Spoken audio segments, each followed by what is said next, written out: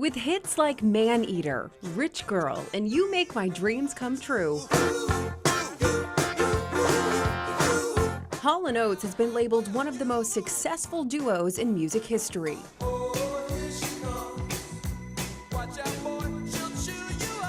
This Friday, John Oates will be taking center stage in Laconia, New Hampshire, but with a different partner, guitarist Guthrie Trapp. What can folks expect to see there?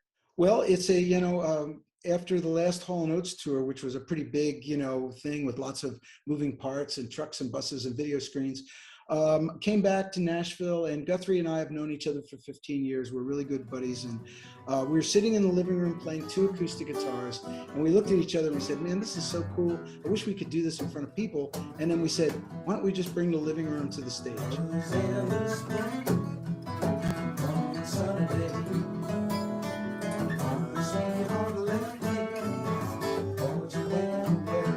That's kind of how it started, and that's the show. It's just the 2 of us. It's as authentic and organic as possible. 2 guitars, I sing, we tell stories, take requests, and that's what the show's all about. It sounds like it's pretty intimate compared to, like, as you were saying, like the big screens and everything else on stage. Why did you want to keep it that way? Well, it's a great balance. Listen, there's nothing that replaces the energy of a big venue like, Madison Square Garden or something like that. And that's really exciting. And the Hall and Oates show is all about the big hits. But, there's a lot of my musical life that I think a lot of people don't realize. They recognize me from the work with Daryl, of course.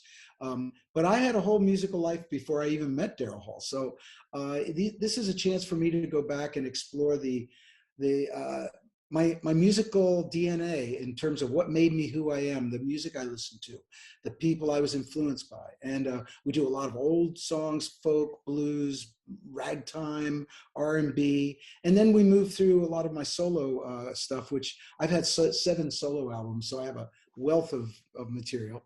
And then, of course, we play some of the Hall and Oates hits, but in a different, acoustic kind of reimagined way. Yeah. Well, I was going to say, you've had an incredible career over the years. What's one of your favorite stories from the road, or just like in general, that you like to share with people? Well, that's what the show's all about, stories and songs. I think it's really, I found that the audience really enjoys hearing the backstories on how these songs were written.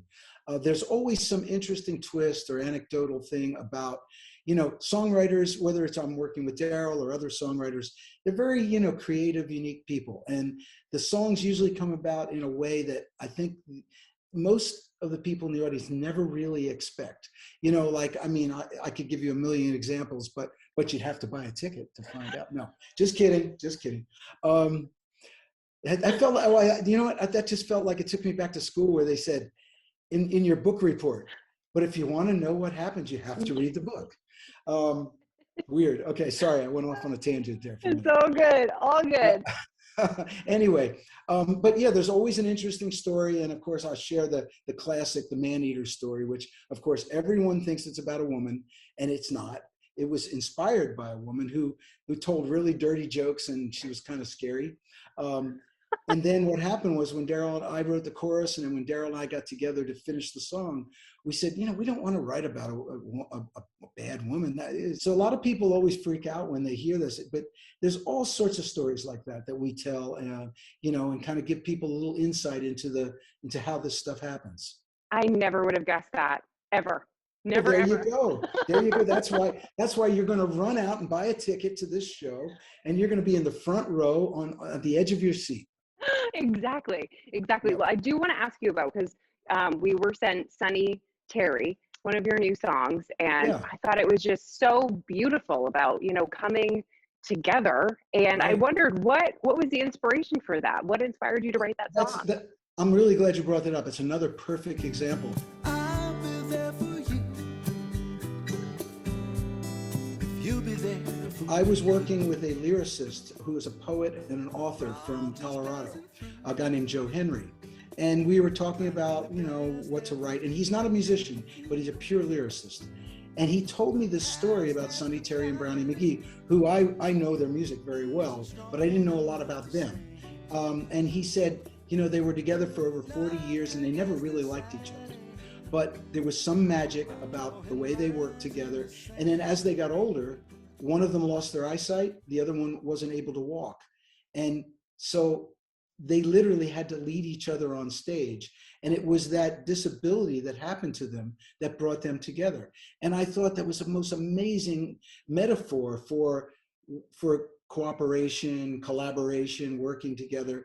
And so I started writing the song with him and we worked the lyrics together. And then I realized the song wasn't about Sonny Terry and Brownie McGee. It was about a greater thing. And that's the beauty of this songwriting process, that you may start out with an idea and it evolves and morphs into something else.